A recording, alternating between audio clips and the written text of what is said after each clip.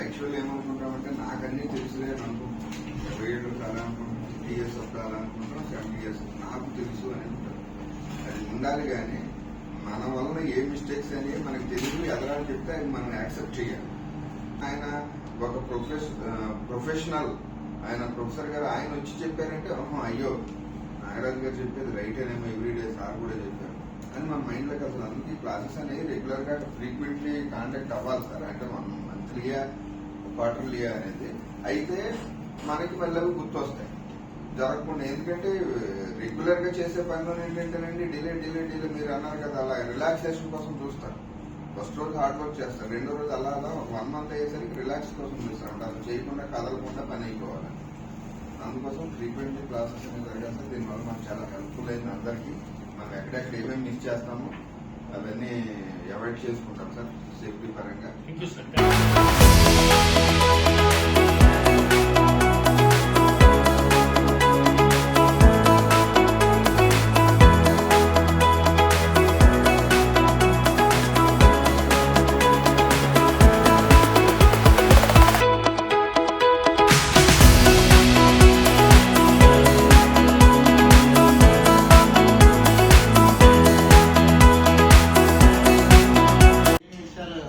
తెలుసుకున్నాం సార్. అదే first of all రోజు చేసి తప్పులను తెలుసుకున్నాం సార్.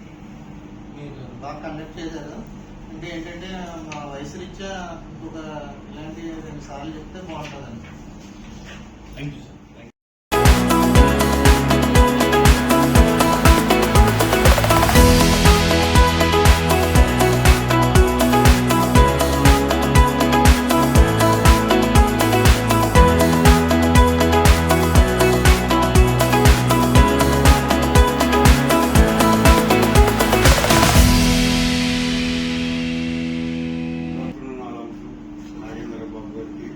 ఈరోజు మన కాండక్ట్ చేసిన క్లాసు చాలా ప్రాక్టికల్ గా చేశారు.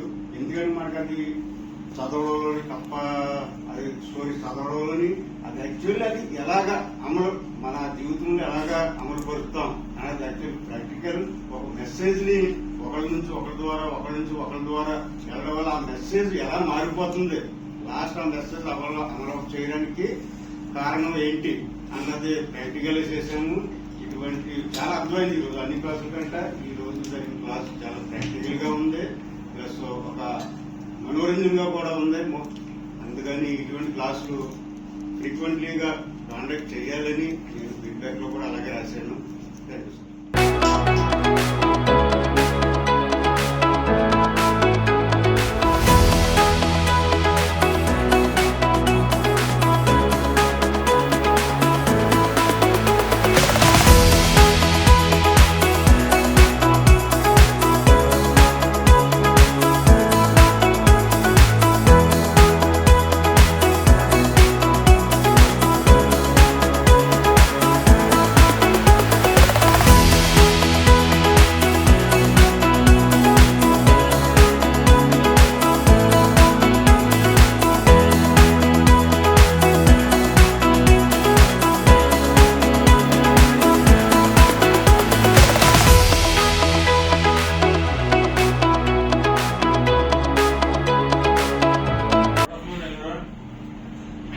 Thank you professor ji. Thank you sir. ఈ క్లాస్ చాలా బాగుంది. Thank you sir. మా వాళ్ళందరికీ అన్ని స్టేజ్ల వాళ్ళకి అర్థమయ్యేలాగా చాలా బాగా చెప్పారు.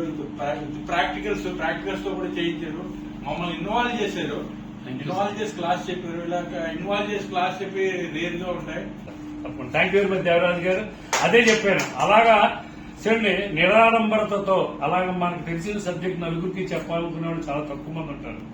ఇలాంటి వాళ్లే మన ఆర్గనైజేషన్ లో లీడ్ చేస్తే మనకు మార్గదర్శకులు అవుతారు. అది గుర్తుపెట్టుకోండి.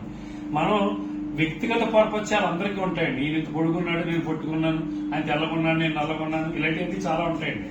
కానీ ఎవరు అయితే అవతల వాడు మంచి కోరుకుంటున్నాడో, జ్ఞానాన్ని పంచాలనుకుంటున్నాడో వాడు ఎప్పుడు మహానుభావుడే. అలాంటి వాడికి మనం చెప్పాలంటే అలాంటి వాళ్ళు మార్గదర్శకులు అవుతారు. ఇలాంటి మార్గదర్శకులు ఉంటే అందరూ నలుగురు మంచి దారిలో నడుస్తారు, వాళ్ళు మనకు ఉపయోగపడతారు. అక్కడ భద్రత ఆటోమేటిక్ గా take. Thank you sir. Thank you.